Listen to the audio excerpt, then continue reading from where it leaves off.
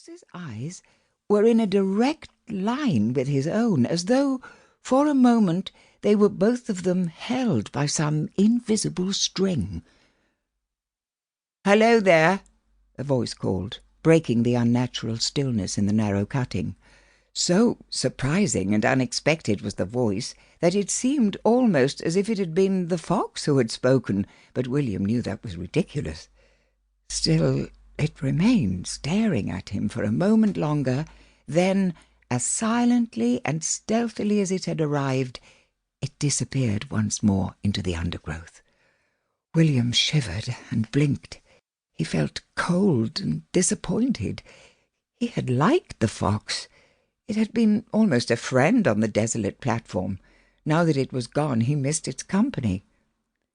"You, boy! Hello!"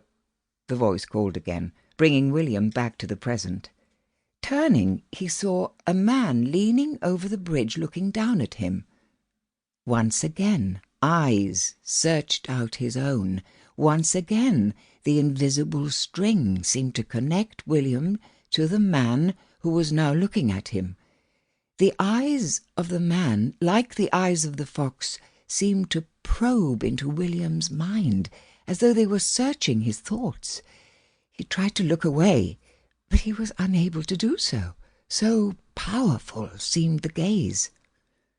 "Lost your tongue, boy?" the man called.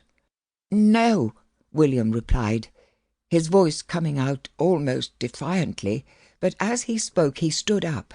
He felt a surge of panic and glanced nervously over his shoulder, as if searching for somewhere to hide. "I'm sorry," the man said more gently. "I startled you. But surely, aren't you expecting someone to meet you here?" "My uncle," William replied. "Ah, yes, that's right. But you're alone?" "My sisters are coming from London. They'll be on the next train."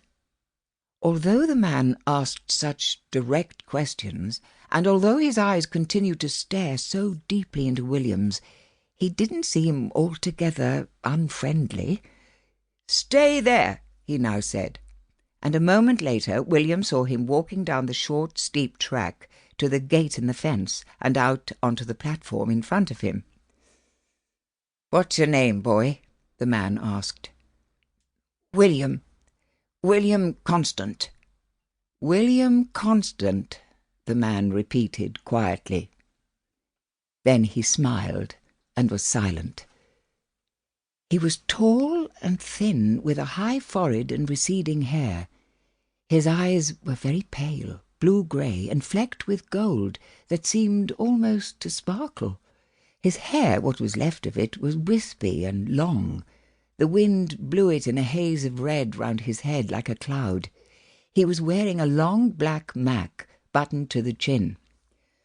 "Well, William Constant," he said at last, "you're the oldest, are you?" "Yes, I'm 13. "And the others? Your sisters?" "Mary is 11 and Alice is 8. The man nodded, a slow, deliberate movement of the head. "And you're going to stay at the Golden House, am I right?" "My uncle lives there. Do you know him?" "I've seen him, yes, and his wife. It is his wife, is it?" "Phoebe, that's her name." "His wife?" "Sort of," William replied reluctantly. He did feel a bit nervous under the penetrating gaze, and although he didn't at all like this cross-examination, he found it difficult not to answer the man's questions. "There's no need to be afraid, William. I mean you no harm," the man told him, and reaching out, he put a hand lightly on William's shoulder. "I'm not afraid," William protested defiantly.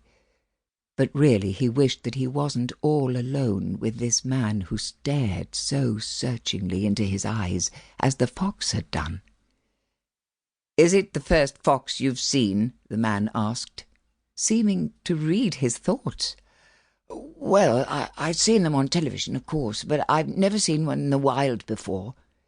"There are badgers at the Golden House, and otters in the river. You'll see them as well, I dare say."